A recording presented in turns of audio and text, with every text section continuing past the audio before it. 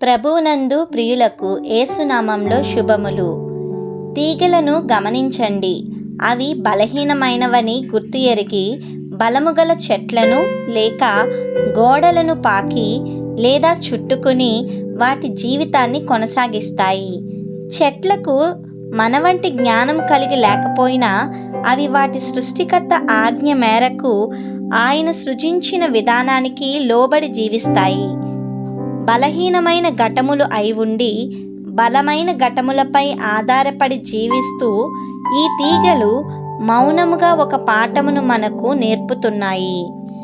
మనమింకనూ బలహీనులమై ఉండగా క్రీస్తు నియమిత కాలమున భక్తిహీనుల కొరకు చనిపోయెను.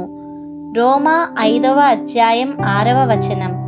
మనము మంటివారమని ఆయన జ్ఞాపకం చేసుకొనుచున్నాడు. కీర్తన 103వ అధ్యాయం 14వ వచనం.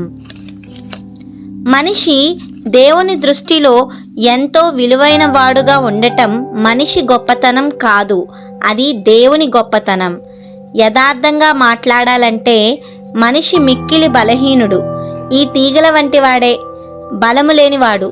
తీగె ఒకవేళ నేల మీద పాకితే దానికి సరైన సూర్యరశ్మి అందక జంతువులచే తొక్కబడి చనిపోయే అవకాశం ఉంది. కాబట్టి అవి వాటిని అవే కాపాడుకొనుటకు దేవుడు ఒక బలమైన చెట్టుకు లేదా ఏదైనా ఒక ఆధారమునకు అవి పాకేలా చేశారు. మనము బలహీనులమైనప్పటికీ ఎంతో గొప్పవారుగా ఎంచుకుంటాము.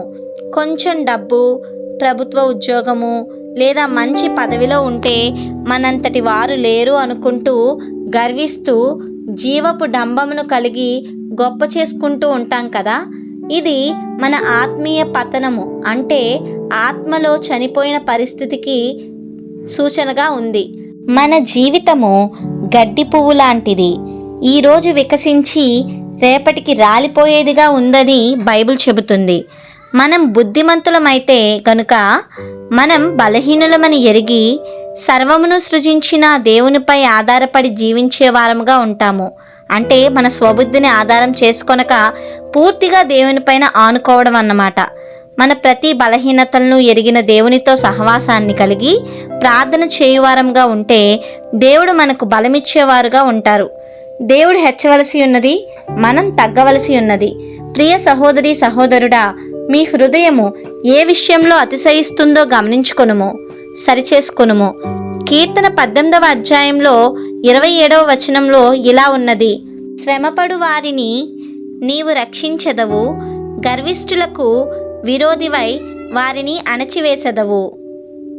కీర్తన 20వ అధ్యాయం 7వ వచనంలో కొందరు రథములను బట్టియు కొందరు గుర్రములను బట్టియు అతిశయపడుదురు, మనమైతే మన దేవుడైన యెహోవా నామమును బట్టి అతిశయపడుదుము. Praise the lord.